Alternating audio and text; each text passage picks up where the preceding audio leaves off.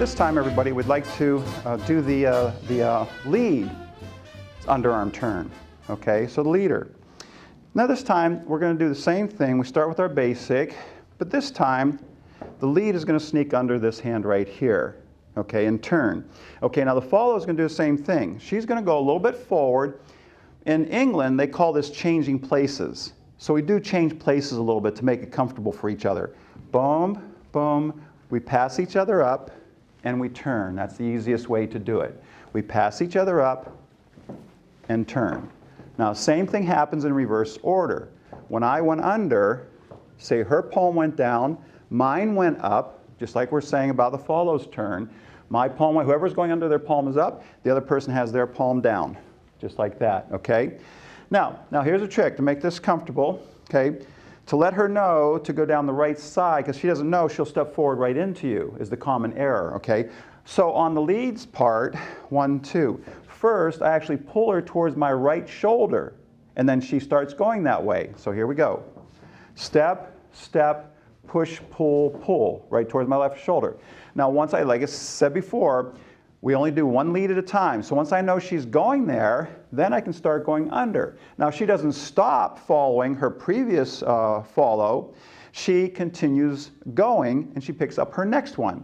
So we're always leading while she's doing her previous movement. So ladies, don't stop and all of a sudden do the next movement. You finish your previous movement, slow, slow, I pull her forward, she keeps going forward, and we go under.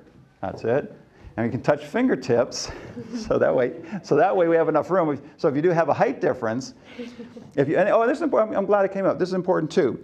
A lot of times people hold on and the leads, they clamp down on a lady with their thumb like that and they hold on. Then you try and do a turn, you can break their fingers, okay? So here's your hold, okay? I'm using my middle 2 fingers and we both just cup our fingers. So if we want to pull, we just pull on that. If I want to push, I just push my palm into her knuckles. There we go. And so there's never any reason to get real tight with the hand. And then this makes it easy when we do have to flip the hand, because here my hand is sideways and I immediately have to go down, okay, or up, and she goes down, and so we just touch fingers while we're going under. We don't hold on real tight. And plus that makes our arms longer. So if we have a height difference, we have a better chance of being able to stay connected. Boom, boom, da, da.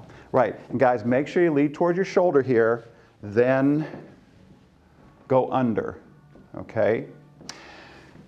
Now, leads, you have to do the same thing we talked about the follows doing when you do your turn. When you start going under, same thing. You should turn your shoulders first and then your feet. So you're going step, step, rock, step, step. Now, same thing. I turn my right shoulder in, my right knee. I do not release my toe yet, okay? And I've twisted my back. So now my right shoulder is forward, my hips are flat, and my back is pulling across right here, pulling across. Would you step forward with your right foot, Chantal? Step forward, right, and twist towards your left. I'm sorry, wait, what foot was I on? I'm sorry, step forward on your left. That's it, right. So see, her toe stays here, toenail, okay?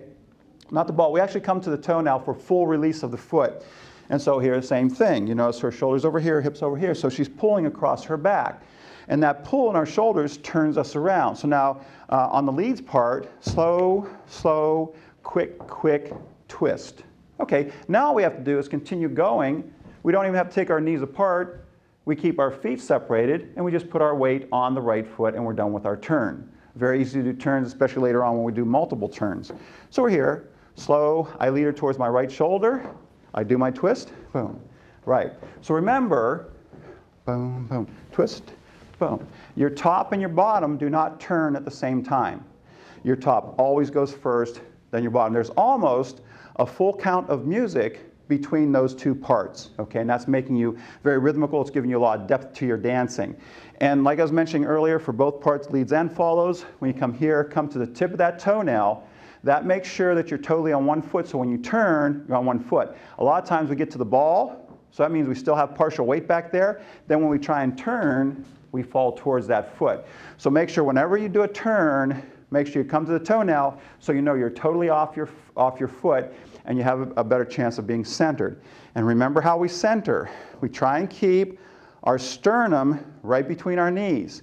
Now if we're doing a dance like a tango or foxtrot, where we move across the floor, we keep our center over our front knee, always. But when we're doing a spot dance like swings and Latin dances like salsas and things like that, because it's so small, you just keep your center right between your knees. And then when you turn, it feels like a pole going straight into the floor, and you just twist your shoulders around that pole. So you never interrupt your balance. So first, the jobs are, we get our center for balance. Dancers are always impeccably balanced. You have to have that first. Then we get our own rhythm, our own dancing. Okay, then we have our connection to partner. Connection comes number 3.